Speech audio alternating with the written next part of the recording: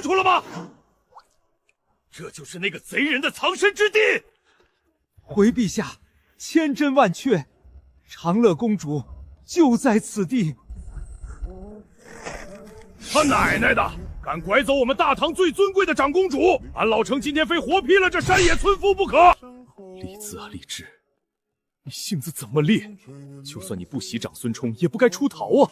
这2年，你跟着一个野男人，到底吃了多少苦头啊？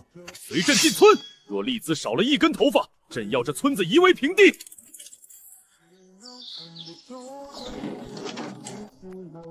呼，大功告成！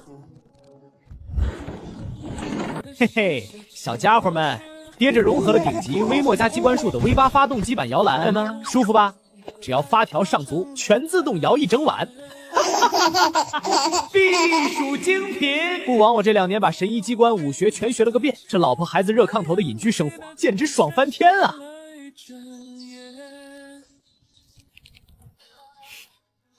从长安城逃出来快2年了，当年父皇非要逼我嫁给长孙冲。若不是我逃婚偶遇了夫君，怎会知道世上竟有如此奇男子？他说话大胆，行事乖张，却又满腹奇才。仅仅3天，我就沦陷了。我李丽质真是3生有幸，只是我还不敢告诉他，我其实是当朝长公主。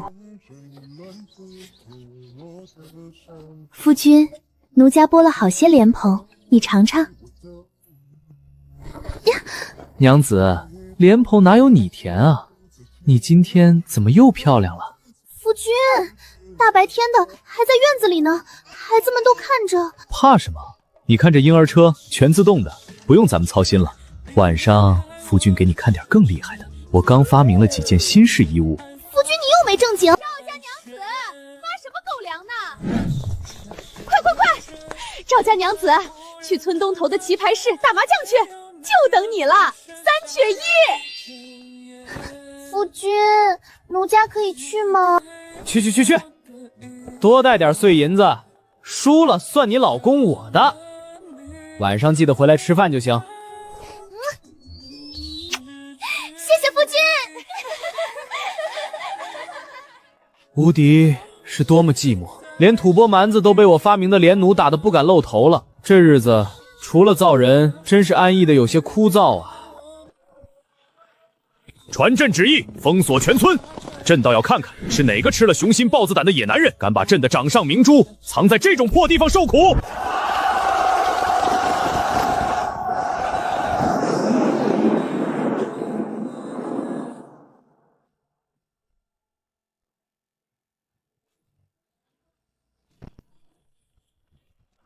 好大的胆子！一个乡野村夫也敢拐走我的女儿！今日若是他受了半点委屈，我定要让他付出惨痛代价。老爷息怒，说好了先伪装探查，切莫暴露身份啊！老爷放心，要是那小子敢让小姐吃苦，俺……哼！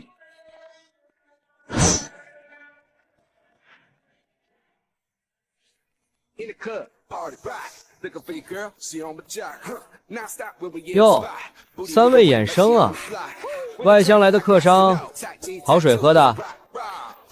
朕乃堂堂大唐天子，就这普普通通毫无贵气的乡巴佬，也配做朕的女婿？正是。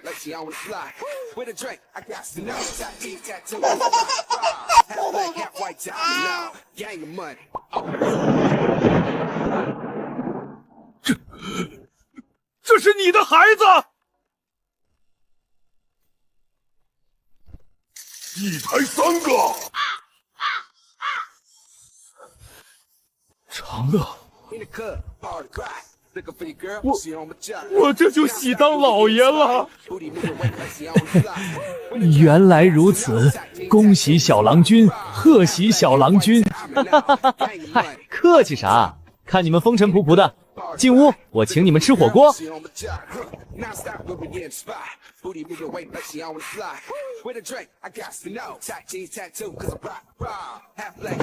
等等，现在寒冬才刚过，地里的草都没发芽，你这绿油油的菜是从哪儿变出来的？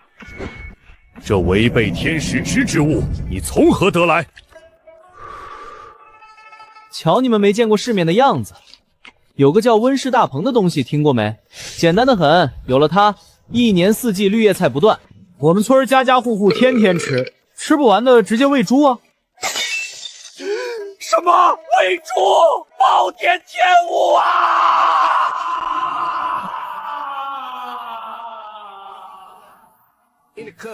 此人竟有逆转天时的本事，共同村妇若能为我所用，大唐盛世可期。必须先稳住他，探清他的底细。小郎君，实不相瞒，我们其实是外地来的大粮商，本来是想进村看看有没有余粮收。啊！你们是收粮食的？哎呀呀！哎呀呀！你们可算来对地方了，来对地方了。怎么了？是要收粮食？很好。哎，旧粮还没吃完，新粮又下来了，粮食全都堆在仓库里，快他妈放发霉，放烂了！你他妈在逗我！你当今百姓能吃上一口饱饭就谢天谢地了，你这村里的粮食烂在仓库里！小郎君，你可万万不能戏言。你们这村到底存有多少余粮？具体没细算，反正100万斤总是有的吧。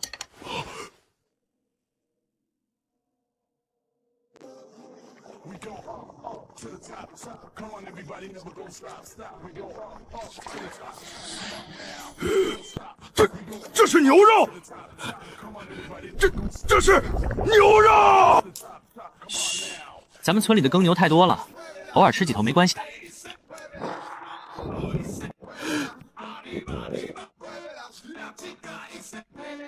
太多！你可知私宰耕牛是死罪？怎么可能还会太多？你小子唬我们吧！是啊，我发明了好几种新农具，不消半日就能耕好几亩田。我不信，绝对不可能！一天2亩顶天了，你们想累死耕牛吗？绝无可能！先吃火锅啊，吃完了带你们去看新农具。对了，你们之前不是问粮食吗？想要收多少，我们就卖多少。天下百姓难以果腹，若是真的，那一次战争的消耗乃至天下灾民都有救了。你搞出这么多名堂，就不怕被官员发现？山高皇帝远，就算是李二发现了，咱也不怕呀。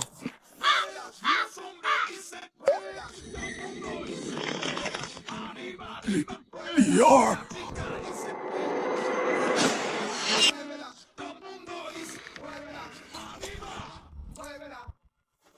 小兄弟，你一口一个李二，就不怕当今圣上知道了，治你个大不敬的死罪？他管天管地，还能管到我这山沟里？他就算真来了，我随便给他点好处，保准他不治我的罪，还得谢谢我呢。这又是什么？为何我从未瞧见过？那是土豆，算你们走运，这东西哪怕是皇宫里那位，也绝对没吃过。这土豆亩产多少？多的时候3000多斤吧。没开玩笑吧？3000多斤？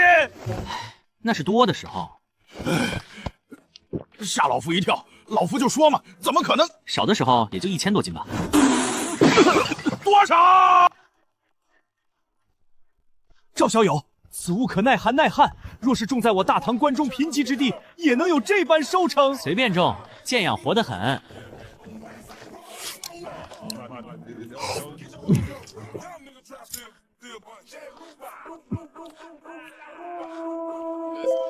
这猪肉怎么这么香，竟没有一点骚味儿？很简单，只需将小猪进行阉割，我们村的猪一只差不多能长到200斤呢。200斤？吃的差不多了吧？走，我带你们去看看新农具，还有那100亩土豆田。咱们刚才谈的那100万斤粮食，全靠这些宝贝撑着呢。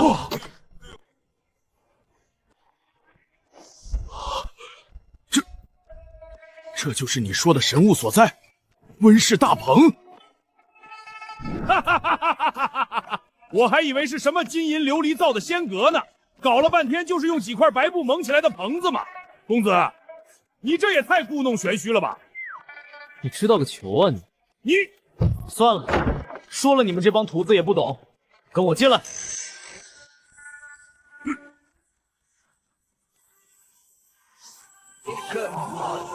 Looking for your girl, she on the job. Non-stop when we in the spot. Booty moving weight like she on the fly. With a drink, I got to know. Tight jeans tattoo, cause I'm rock. 真的？我老程怕不是眼花了吧？啊！ In the club, party rock. Look a big girl, she on my jock, huh? Now stop where we in spot. Booty moving weight like she on the fly. With a drink, I got to know. 真的是活的绿素，冬天终于有绿素吃了。冬天的绿树，这比肉还要贵上100倍呀！公子，这究竟是怎么做到的？是不是只要在外面蒙上一层丝绸就行？你要是随便蒙块布就能做出这温室大棚的效果，我今天就跟你姓李。朕本来就姓李，天下都是我李家的。这小子真有通天之能，朕忍了。此话何解？这温室大棚啊，需要让光线穿进来，又能保证里面的温度不出去。你以为很容易？我可是实验了10几次才弄出来的。要是有塑料，一下就解决了。老房，赶紧滴一下，一个字儿都不许漏。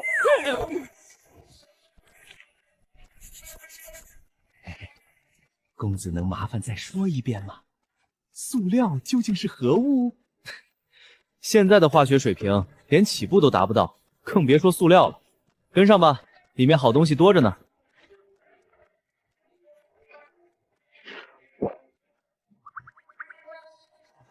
公子，这是什么？这叫黄瓜，夏天吃清热解毒，甘甜爽口。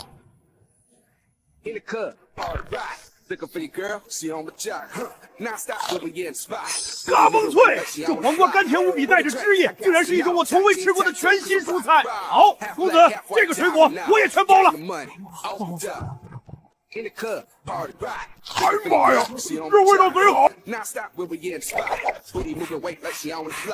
老李，你看这个，这叫酸酸甜甜，酸酸的，拿西红柿炒鸡蛋，再加上面条，果然是酸酸甜甜，人间极品。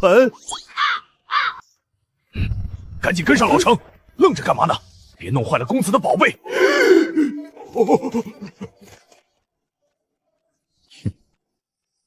这就叫人间极品啊！黄瓜、番茄不过是丰富一下餐桌罢了，真正的极品是这泥里埋着的东西。只要有了它，哪怕是这凛冬寒月，你大唐的粮食亩产也能轻轻松松突破上千斤。传来贞观3年这新手村，总算把这点能改变大唐光晕的东西捣鼓明白了。看到没，老李？这玩意儿叫辣椒。这东西要是进了长安城的御膳房，我保准连李二那小子都得吃得上瘾。红宝石一样的果子，俺老程先尝为公。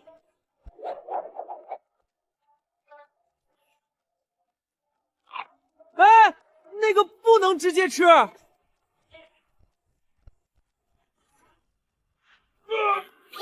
有毒！中毒了！救命啊！赵公子，这果子真有剧毒！毒个屁呀！这是极辣的调味品，谁家好人空口嚼朝天椒啊？那边有水桶，赶紧灌水！哎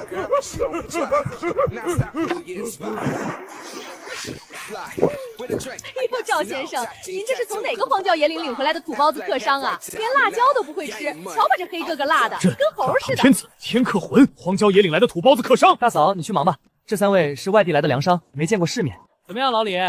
我这大棚里的菜，你想要点什么？赵公子，若是大唐百姓冬日都能吃上这等绿蔬，我全都要，行不行？老李胃口挺大，不怕撑着。赵公子，这冬日种菜的温室大棚之术，关乎天下苍生，不知可否传授于我们？赵公子，我知道此等奇术贵若珍宝，必是不传之秘。你放心，只要你肯教，我必有重谢。这是一把削铁如泥的绝世宝剑，实不相瞒，乃是当今圣上御赐之物，以此换你大鹏之术，如何？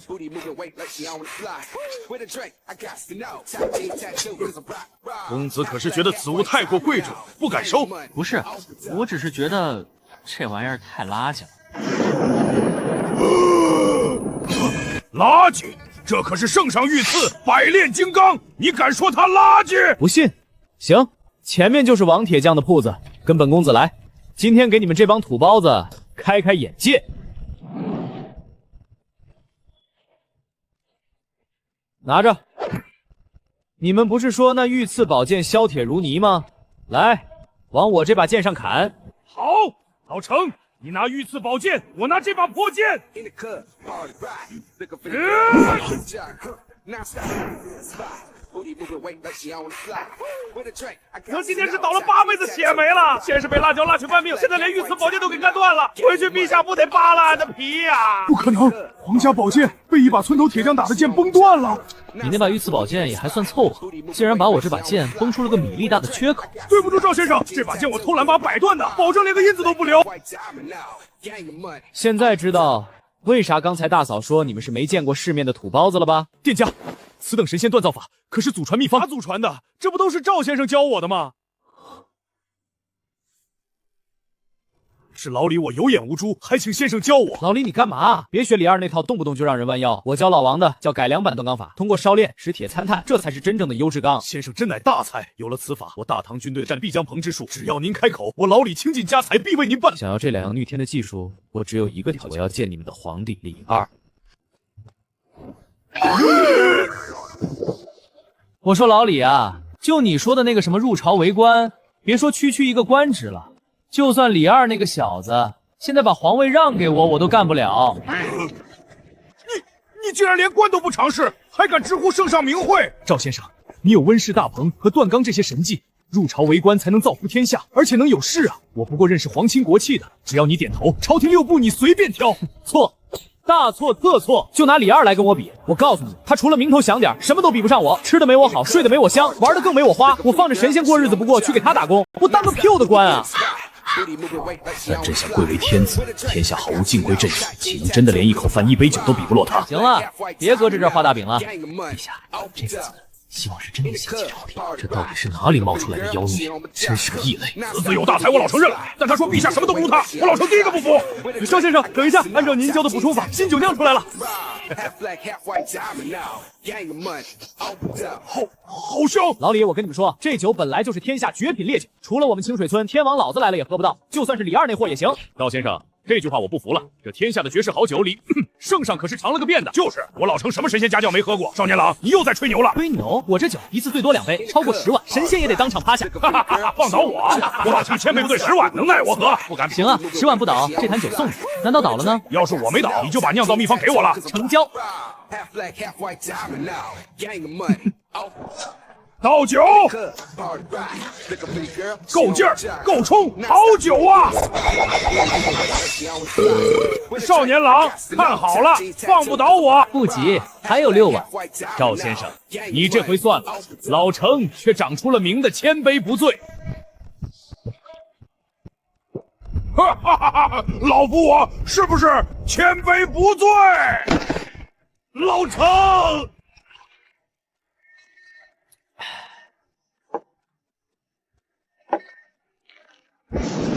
赵先生，你这酒李二那货确实比混死了啊！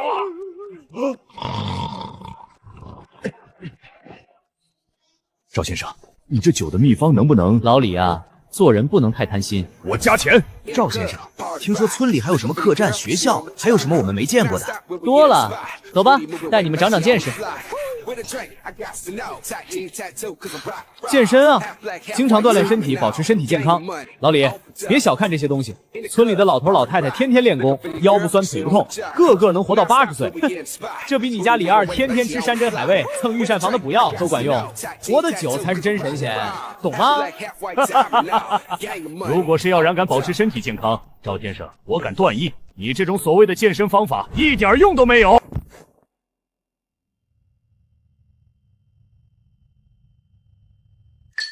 我的老腰！赵先生，刚才那酒确实邪门，我老李服气。哼，然强身健体之道，我却不服。你看那人挂在木杆子上晃的，还有那个趴在地上王八样的，哼，这跟什么锻炼？不如我教他们一套军中长拳，那才叫管用。军中长拳？老李啊，你一个倒腾粮食的，口气倒是不小。老孙老刘。过来接客啦！喏，这城里来的粮商说要教你们健身。老头子，我健身1年半，引体向上，欢迎不喘气儿也能做35，这身子骨虚成这样，教我什么？掌柜的，要不咱别比了吧，这清水村处处透着邪门。比？为什么不比？我南征北战，还能被2个老孙看扁了？赵先生，打个赌，要是我赢了这俩老汉，那绝世烈酒的配方传给我。有了那酒，我商队伙计过冬就不会冻死了。行，赢了，酒方白送你。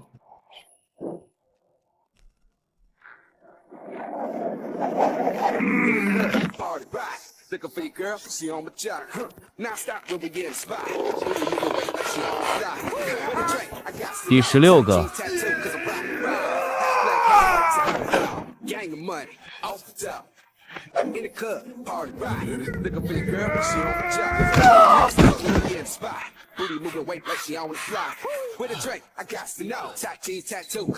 到底是什么邪术？发生如此简单的动作，竟然这么难！因为这是练肌肉的极限训练。诚实告诉你，这只是我给下面强身健体的简化版，可以用完整版放在军队里，打造出特种兵。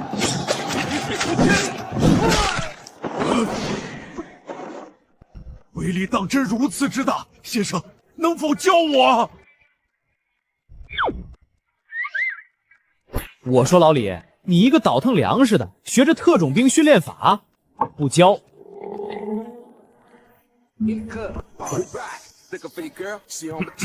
小学想必就是乡野私塾吧？赵先生，你这穷乡僻壤的，哪能请到什么好西西？哟，老庞不服气是吧？行，铁柱、二娘过来，我问你们一个问题：一个粮仓15个人往里搬运粮食，每一个人都要搬运18袋粮食，那这粮仓里总共有多少袋粮食？15、3、45。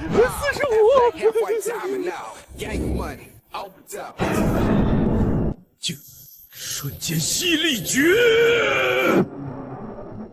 听题：一户农户1亩地收9袋粮食，30亩地一共收多少袋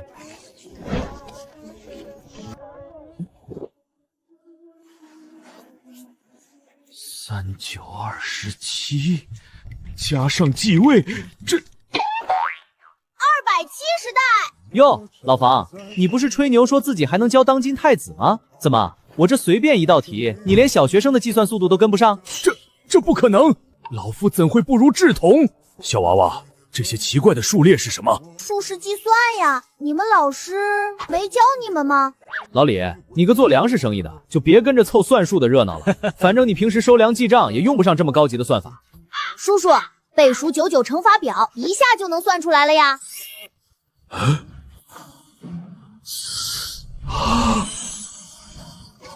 怎么样，老房，服不服？不服我再出题，将一个鸡蛋和一根木头扔到水里，为什么鸡蛋沉下去了，木头却浮起来了？啊，这……我操，这是为什么？难道是因为鸡蛋比较重？错啦，老师教过，是因为鸡蛋的密度比水大，所以沉下去了。木头的密度比水小，受到的浮力能拖住它，就浮起来了。密度、浮力。为什么鱼能在水里游，人却不能在水里生活？因为鱼有鳃，体内有鱼泡，能在水里呼吸，人没有鳃。真是太聪明了，老房，现在服了吗？赵先生，这是去年我们学校的账单支出，您过目。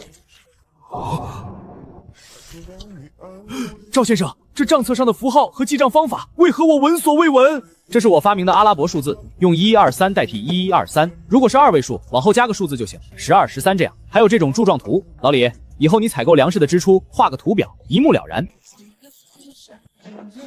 这种简化画版的数字，若能推广全国，记账将不再是难题。我是彻底服气了。账册没问题，走，我带你们进学堂里转转，看看孩子们上课。日照香炉生紫烟，遥看瀑布挂前川，飞流直下3000尺，疑是银河落九山。赵先生，可知这诗是何人所作？不才，正是在下所作。也只有先生这等旷世奇才，才能做出此等千古绝句。这里普及自然科学，后期还会加入物理和化学。掌握了这些原理，迟早有一天，我们能造出火箭，送人类上天。上天？人还能上天？既然能下海，自然就能上天。先生教的这些东西，我活了半辈子闻所未闻，今日真是开了眼界了。这学堂办得太好了，您为何会想到要办学？因为少年智则国智，少年富则国富，少年强则国强。百年大计，教育为本。任何一个朝代想要千秋万代，必须注重教育。好一个少年强则国强！先生此言振聋发聩。赵先生，您这样的大才屈居在这小小的清水村，实在是暴殄天物。您若愿意出山，我这就去帮您走动，保您入朝为官。让我去当官？可以啊，除非他李二亲自坐着龙辇过来，我才会勉强考虑一下。先生想直接拜您为师了，你还真敢让陛下三顾茅庐啊！好，赵先生，这可是你说的。既然聊到这儿了，考考你们，你们知道我们居住在什么上面吗？这个世界到底有多大？这题简单难，我们自然是分地上0分。我们住在一个球体上，是以下这片土地，还是一个鲜大的球？绝不可能。若是球体，人岂不要掉下来？老李，如果地是平的，为什么不能第一时间看到全部？来，蹲下，我给你们画个图。这就是地球，4大洋7大洲，大唐嘛，那。在这儿，就这么点儿。旁边是吐蕃，过去是中东、非洲，欧洲有存续1000年的东罗马帝国，海外更是有无数未被发现的广袤大陆。这天下竟如此之大，若有朝一日，我大唐铁骑能横扫这天下。哈哈，老李，你就是个卖粮食的，横扫天下的事儿就交给李二那小子去头疼吧。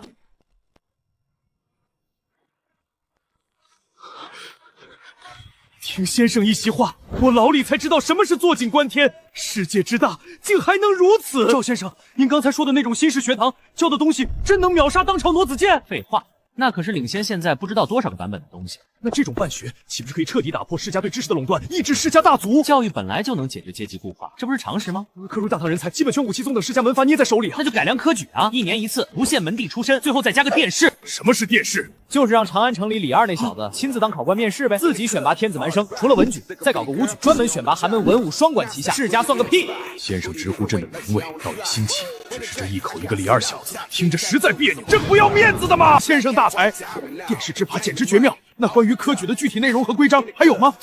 我说老李，你一个倒卖粮食的商贾，成天咸吃萝卜淡操心干嘛？这种国家大事让李二去头疼就行了。咋的？想造反啊？没有，我老李绝对是大大的良民。既然不造反，就少打。而且我刚才说的科举，对付世家勉勉强强吧，还是比不上高考。什么是高考？科举的终极进化版，秒杀科举无数条街。只要搞出高考，全天下人才流入世家的。赵先生，您上回说的高考到底是何模样？真能比科举还厉害？说白了，高考就是全民统一考试，按分数录取，不分贵贱，全凭本事，而且分文理科，不光教诗词歌赋，还教算术、格物、农耕、工程，培养的是能干活的人，不是只会直呼格言的酸儒。这东西才是从根上挖世家的祖坟。不问贵贱，妙，太妙了！灭世家易如反掌，文化、权力、土地。文化靠高考，权力嘛，我有一招掺沙子之法，能完美分化地方权力。资本化，即将暗出什么是资本化？这些东西先印刷术搞明白，教育普及下去，基础打好了，后面的自然就通。赵先生，您之前让我们导读的那个货字印刷术搞出来了。好，走去看看。先生，这工匠主义不行啊，这上面的字儿怎么全刻反了？原来如此，镜像反转，印在纸上便是正字，和盖章同理，却比雕版灵活万倍责备，简直是天工开物。听听，老李啊老李，你不仅没文化，还不如老黄有见识。先生，之前咱们用雕版印《三字经》，刻一套版要3个月，现在用货字，半天就能排好版，1天就能印几百本，成了，神了！简直神了！这才哪儿到哪儿，兜了不出半年，全天下的百姓七宗那些光鲜亮丽的皮囊底下，藏着多少暗撒事儿！赵先生，此物一出，世家对书籍的垄断将不攻自破啊！那当然，不过要不是为了印《西游记》，我都懒得费这功夫发明这个。先生，这又是您发明的？废话，除了我还能有谁？难道是长安城里那个只知道打仗的李二发明的？先生，这货字印刷的技术能否售卖于我？有了朝廷的文书印发，将一日千里啊！老李，你这人怎么鼠目寸光？朝廷文书算个屁！先紧《西游记》给我印一册书，抓紧时间，到时候咱们把书卖到长安去，狂收版权费。什么是《西游记》？走，没见识的老李，我带你去酒楼长长见识。各位看官，承接上回，咱们今日接着讲这第10回。这一回的名字叫做老龙王卓记犯天涛，李世民因私脱罪。李世民因私脱罪下地狱，啥玩意儿？我李世民因私脱罪下地狱？老李啊，这刺激不？李二那小子要是知道自己被写进神魔小说里，还下了地府，估计脸都要绿了。诸位看官，你道这大唐天子李世民为何会入阴司？皆因他玄武门之变，弑兄逼父，欠下了滔天血债，这才被阎罗王拘去地府对质。玄武门之变乃是皇家最高机密，他怎么会知道内情？他到底是什么人？却说那魏征梦中挥剑，咔嚓，那金河老龙的龙头便直挺挺地落在了十字街头。陛下惊问，魏征叩头道：“臣方才一梦，已将老龙斩于虚空。什么？魏征那个只会怼人的二愣子，还能梦中斩龙？老爷，镇定，镇定。随后，唐王钦点高僧唐玄奘踏上西天取经之路。欲知后事如何，且听下回分解。哎，怎么就没了？你敢断更？信不信我送你进宫当太监？客官莫急，这《西游记》的故事全都是赵先生教我的。先生，这等神话奇书，连那贞观2年出走的唐玄奘你都一清二楚，这都是你想出来的？鸡操物六，不就是个睡前故事吗？老李，你要是没听说，明天我给你整一出《水浒传》。那《西游记》的后面没了呗？明天赶早，走，带你们长长见识去。坏了，我堂堂大唐天帝微服斯坦是为了看看我那是至尊宝贝里面长乐公主，我可恨不得被这小子故事给勾走魂了。先生年少有为，不知是如何结识尊夫人呢？老李，别的这块我拿捏的死死的，只要我出马，全天下的女人没有拿不下的。那就算是大唐的公主呢。完了，陛下起杀心了。公主怎么了？公主也是女人啊，照样手到擒来。那先生想娶几个呀？弱水3千，只取一瓢。我就喜欢我家朵儿一个。算你年纪轻轻，为何说话总是老气横秋？老李啊，你不懂，等哪天你能穿越了，你就明白了。走，老李带你去我们村最刺激的地方开开眼。哎，我媳妇呢？赵先生，你家娘子输光零花钱回家啦！夫君回来啦！这败家娘们儿，老李玩2把都顶告你，在这儿容易输的连底裤都不剩。我老李什么大风大浪没见过？老房上桌，3个7带1张5，跑了，拿钱。先欠着，再来，就不信赢不了你这小子。欠条拿好，签字画押。哈哈哈哈！先生，我手里就剩1对2了。哦，是吗？天王炸！再来，这把我必赢。3、4、5、6、7顺子，老李老玩房，我是地主加炸弹，金额翻倍，写签条。先生，这张大王一出，我就赢了。你在想屁吃？哎呀，老李欠了黄金1000两，老房500两。老李，你真是个送财童子啊！老房，记住了，欠债还钱，天经地义。老爷，这坑死老臣了。那点算什么？为夫回来了。对不起，你给我的钱我都输光了。你看，这是夫君刚从2个傻子赢来的1000两黄金。哇，夫君你好厉害！你，哎呦喂，老爷，您是不是身体又不舒服呀？好像是有点病了。老李，你们俩有病啊？声音怎么都变了？没病，真没病。没病，你走2步我看看。夫君，别打趣外人了。好小子，拐了我宝贝女儿，还赢了我1000两黄金，这笔账咱们慢慢算。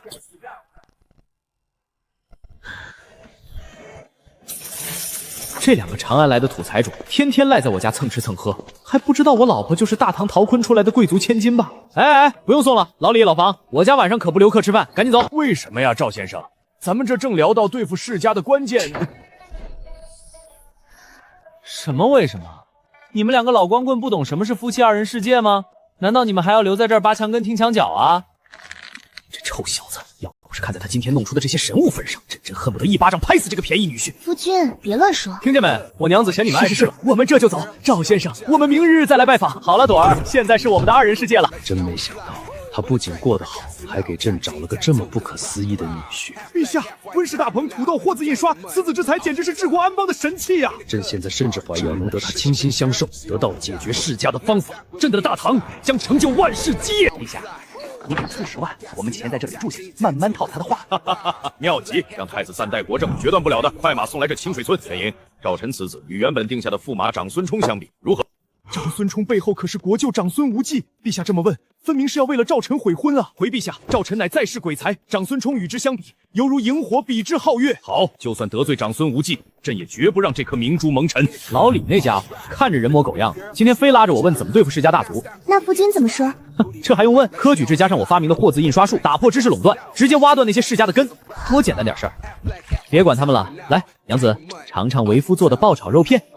哎呀，头疼死俺老程了。程爱卿，你这酒量退步了。陛下，千万别笑话蒸馏酒，那赵臣酿是御寒神器呀！这小子莫不是神仙凡？就算是仙人，也是朕的女婿，跑不了。来，玩把斗地主，朕就不信了。今天在赵臣那小子手里输的钱，赢不回来。陛下，臣今天在赵先生那儿已经输了好几百两了。少废话，等下你可以赢朕啊！陛下，借臣10个胆子，臣也不敢赢您啊！朕6、7、8、9、10顺子，忘说了，朕就剩2张牌了。臣不要1对 K， 给钱，一人100两，赶紧写欠条。合着您在女婿那儿受了气，跑来割我们臣子的韭菜呀？今日赵臣告诉朕，这个世界有7大洲，这里是东罗马帝国。竟然还有这么多未征服的地方！陛下，你有何打算？天下之大，皆为唐土。朕要大唐的铁骑横扫天下，别说东罗马帝国，朕连他整个欧洲都要打下来。好，老臣愿为先锋，为陛下踏平欧洲。陛下，成就此等霸业，首先得请动赵臣出山呐。明日，朕亲自去敲门。娘子，醒了。一日之计在于晨，这大好时光，正适合咱们做点晨间运动啊。夫君，大白天的不太好吧？祖宗，你真是你爹我的活祖宗啊！半夜2点换尿布，大清早还要热羊奶，这爹当的比当大唐皇帝还累啊！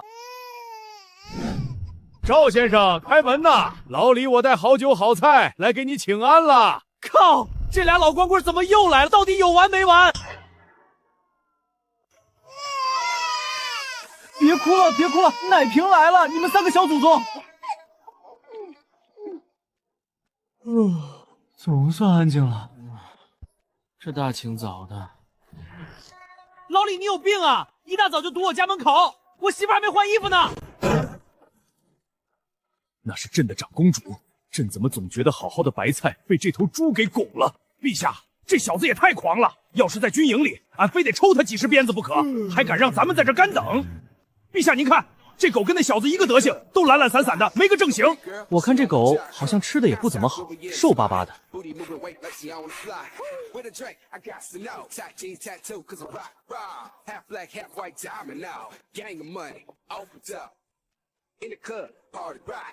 这是在赏我们？老程，很好笑吗？回陛下，不好笑。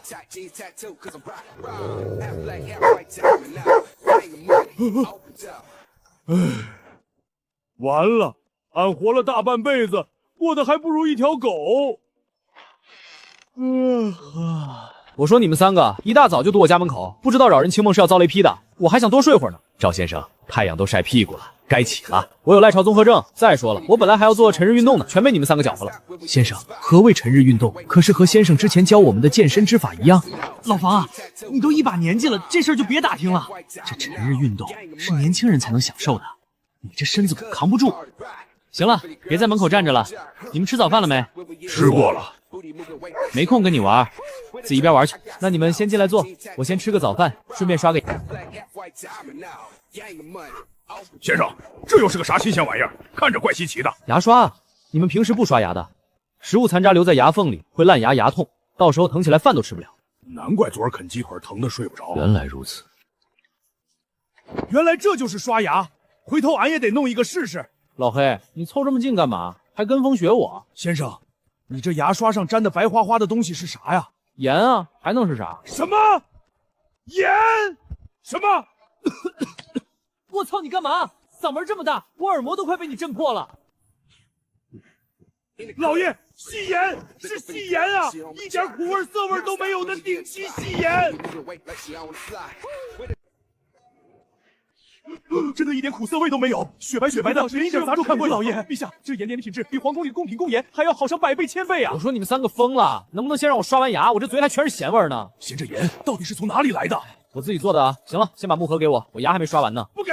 先生，你这简直是暴殄天物！你知道这细盐百姓这一辈子都吃不上一口啊，就连皇宫里也只有陛下和几位娘娘能用上，你竟然拿这么好的细盐刷牙！靠，老黑你有病啊！这种盐我家里足足有3大，你想要等下自己进去拿就是了，抢我的干嘛？3大缸？你们要干什么？找到了！天啊，全是细盐，一点杂质都没有，全是。这何止是3大缸，单这1缸就够整个长安城用上许久了。先生，我为方才的失礼向您道歉，实在是您这细盐太过震撼，我们3人失态了。正常，你们没见过什么世面，我能理解。俺可是卢国公啊，旁边一个是皇帝，一个是宰相。敢问先生，这等绝世细盐，您究竟是如何制作出来的？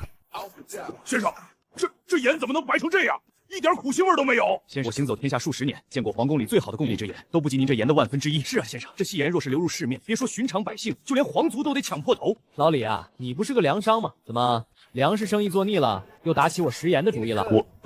我是先生，我家老爷虽是主营粮食，但生意做得广，怪不得有关系就是好。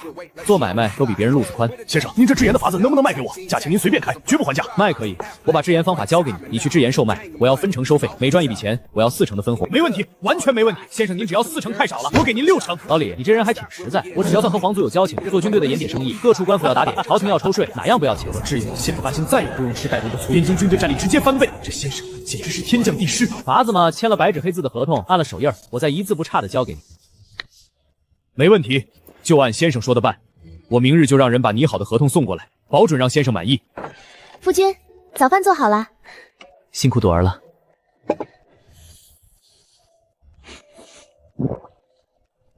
三哥，不是说在城里吃过早饭了吗？怎么凑过来跟我家大黄一样，闻着味儿就走不动道了？先生，这什么面怎么能这么香？没吃过吧？而且我这面是拉面，跟你吃的那硬邦邦的面片汤可不一样。再配上我这独家的西红柿鸡蛋卤，加了细盐和秘制调料，香是自然的。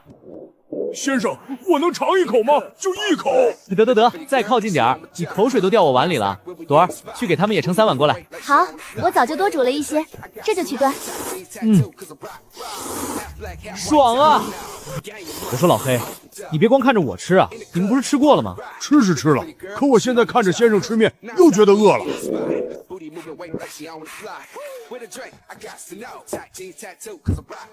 好吃，太好吃了！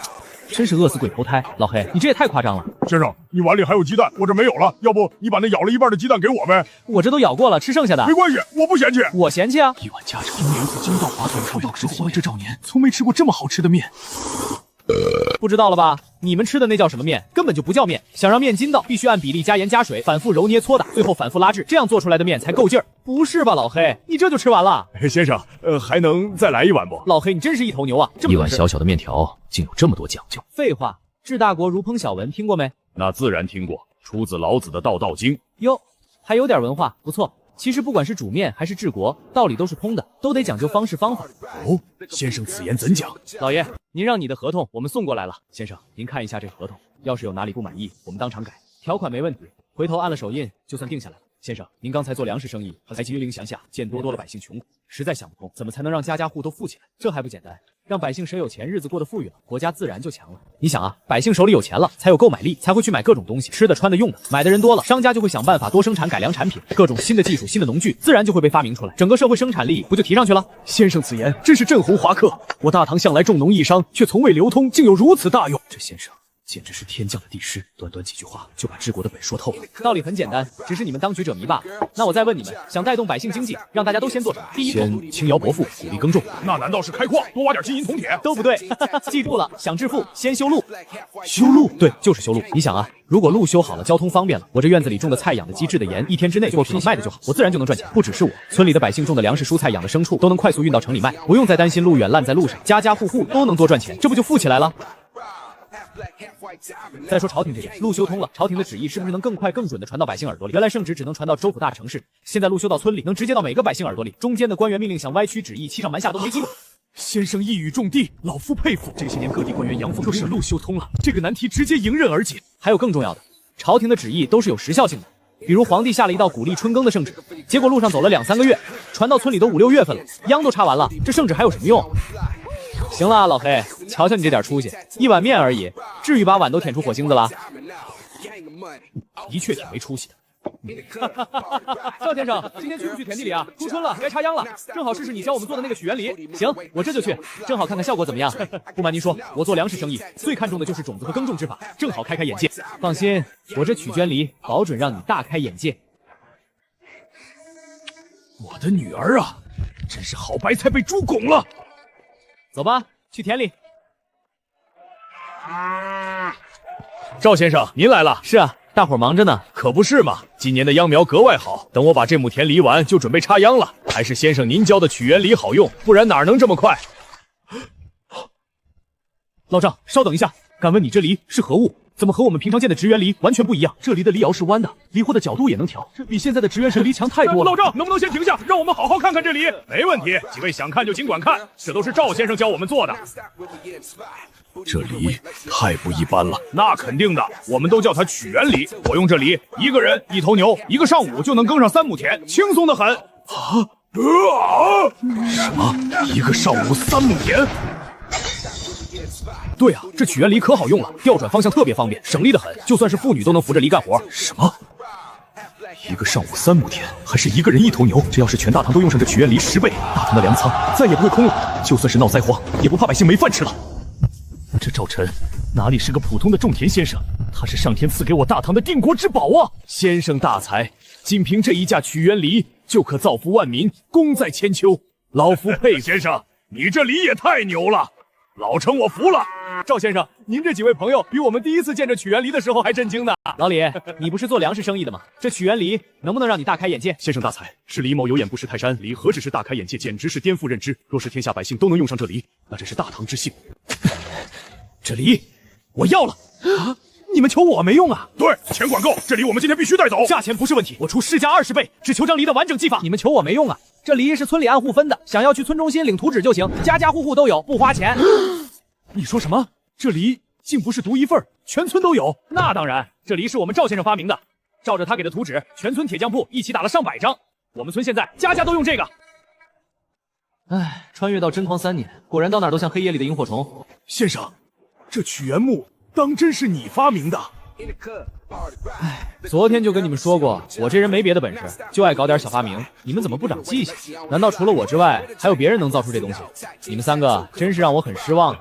先生，这梨到底改了啥地方，能这么好使？俺老程耕了半辈子地，从没见过这么劲儿的梨。很简单，2核心改动：第一，长直圆改短曲圆，掉头转弯灵活，还省了1半牛力，哪怕只有1头牛也能轻松耕地。第二，加了梨表好土深涧，入土翻土碎土一步到位，阻力减了大半，还能精耕细作。我亲自试试。驾！先生大才，此物若是推广至全大唐，天下百姓再无耕地难、耕牛缺之苦。先生想要什么赏术，只要我李某人能办到，绝无二话。老李，你这生意做得还挺广，食盐粮食都做，现在连农具生意都要插一脚。没错，只要是利国利民的好东西，我什么都做。赵先生，这梨的图纸你肯割爱吗？行，没问题。回头我把完整图纸给你，你找人照着做就行，不用给我钱，就当交个朋友。多谢先生，我替天下百姓谢过先生。老房，说实话，这赵先生真不是天上下凡的仙人，从昨天到现在就没有他不会的东西。现在你知道陛下为何迟迟不亮身份了吧？这个赵先生深不可测，民间驸马，陛下跟着求学者似的。来了，天大地大，这位先生怕是要比公主还先占了陛下的心。先生又来了。那是什么？这玩意儿自己会种地？楼车，犁完地播种用的。这播种效率如何？1日1亩地不是问题。下面3个开沟器，开沟下种覆土整压一步到位，不用人弯腰撒种，不用人跟着覆土，省时省力，还能控制播种间距，出苗率翻1倍。怎么，李兄，要不要试试？老程，你去。好嘞。太方便了，真的太方便了！这玩意儿比人工撒种强100倍。往年播种要全家老小齐上阵，现在一个人1头牛就全干了。一户农家耕种2户就能省出10几天的农时，多出来的时间能多开半亩荒地。全国算下来，1年能多垦100万亩田，多收1000万担。这哪里是农具，这是大唐的国运啊！绝配！曲园梨配这牛车，简直是天作之合。有了这2样东西，大唐的粮食必然能迎来暴涨。唉，又疯了2个，不就是个小小的曲园梨和楼车吗？至于这么惊讶？哪天我把火车造出来，你老李不得直接吓得上天？是太大惊喜了。这楼车，别说了，我知道你想要。老规矩，和金岩一样，图纸我都给你，后续你推广出去，赚了钱分我3成就行。好啊，别说3成，5成我都愿意。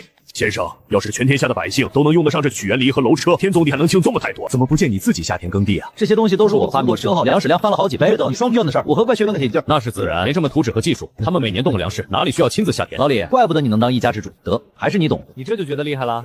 这还算难的，真要简单，到时候一个人开着拖拉机，直接一下碾过去，钱就犁完了。收割也一样，开着收割机，一天能收拾几亩地。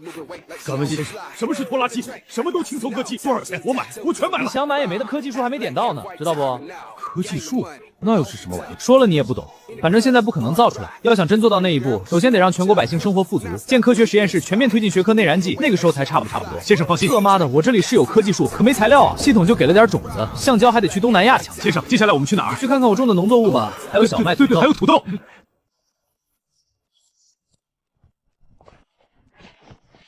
先生好，先生好，先生好。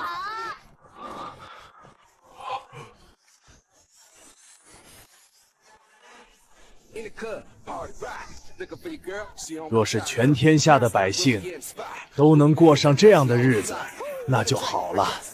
他们一定会过上这样的日子，一定。这才只是开始呢，真正的好东西在那边。先生，这山上土地贫瘠，光照也不如山下，种庄稼长势可不好啊！你怎么还开垦了这么多地？所以这山上基本种的都是土豆。土豆，就是先生你说的亩产几千斤，能让天下百姓再也不挨饿的土豆。不然呢？